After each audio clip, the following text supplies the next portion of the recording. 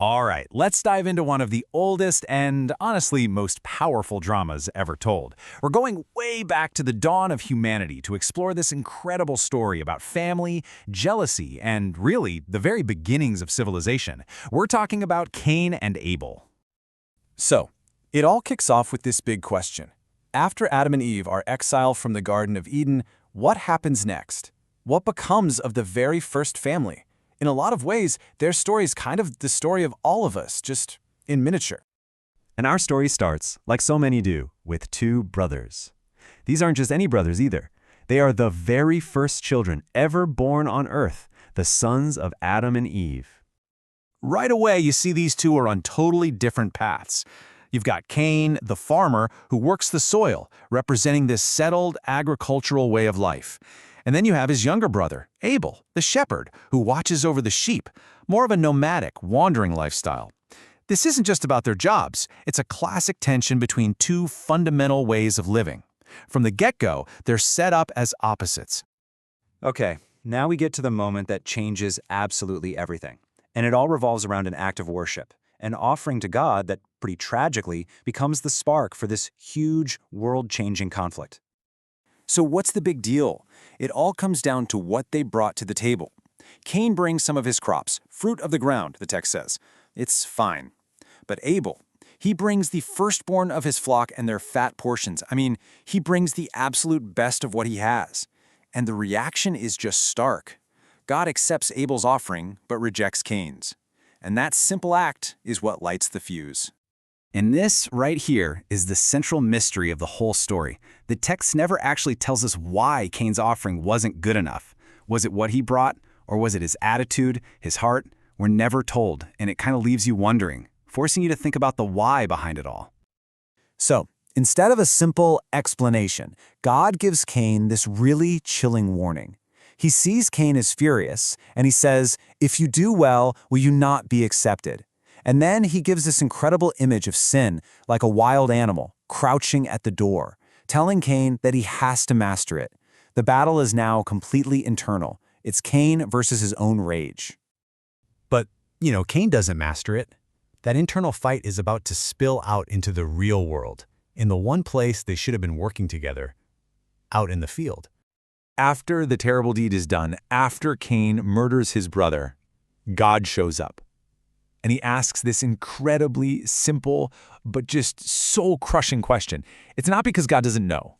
He's giving Cain a chance, an opportunity to come clean. And Cain's reply? Wow. It's pure defiance. No remorse at all. He throws a question right back at God, a question that has been echoing down through history ever since.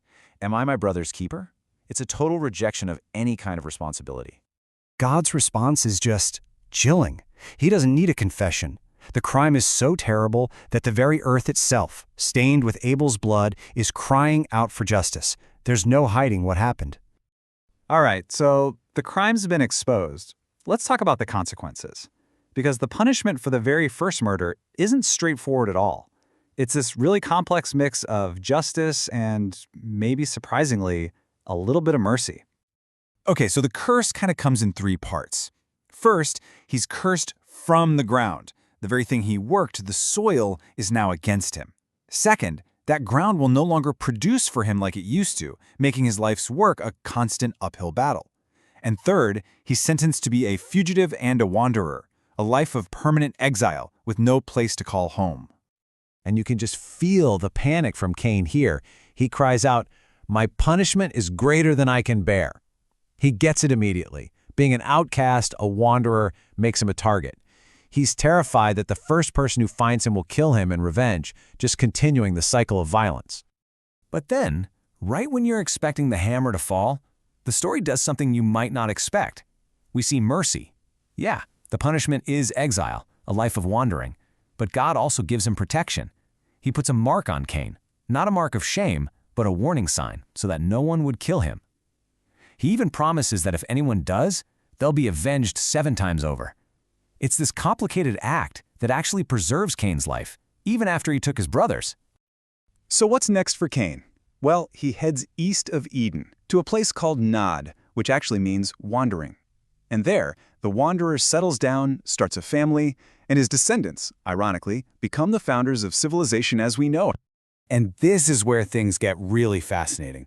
Cain, the cursed wanderer, builds the first city. His descendants go on to pioneer everything. Jabal becomes the father of ranching, Jubal invents music, and Tubal-Cain figures out how to forge tools from bronze and iron. So all these pillars of civilization, they come from the family line of the first murderer. But it's not all progress and innovation. That violence from the beginning, it's still there, and it's getting worse. Just a few generations later, Cain's descendant Lamech is boasting to his wives. He basically says, yeah, I killed a guy for just roughing me up a little. He takes God's promise of protection for Cain and twists it into this personal, brutal declaration of vengeance. Just think about that jump for a second. God's protective justice for Cain was sevenfold. Lamech's personal, over-the-top revenge, 77-fold. In just a handful of generations, the violence hasn't just continued, it has spiraled completely out of control. But hey, that's not where the story ends. It's not all about Cain's violent legacy. The story gives us another path, a whole different branch on humanity's family tree. Adam and Eve have a third son, and they name him Seth. And what Eve says here is so important. She says God has given her another child instead of Abel, for Cain killed him. So right from his birth, Seth is meant to be a replacement for the righteous brother who was lost. He's a do-over, a fresh start. And this new family line has a totally different vibe. So you have these two lines, right? Cain's descendants are out there building cities, forging weapons, making music, but Seth's line? When his son Enos is born, the text says that's when people began to call upon the name of the Lord. It's a spiritual awakening, a turning back toward God that is the total opposite of the violence and self-glorification we saw from Lamech. And that's what this ancient story really leaves us with, isn't it? It sets up these two paths for humanity. One is this path of incredible progress, cities, technology, art, but it's born from a murderer and leads to escalating violence. The other path is a spiritual one. It leaves us with this really timeless and kind of uncomfortable question. Are civilization and violence siblings? Are they tangled up together, born from the exact same conflict at the very dawn of our story? Something to think about.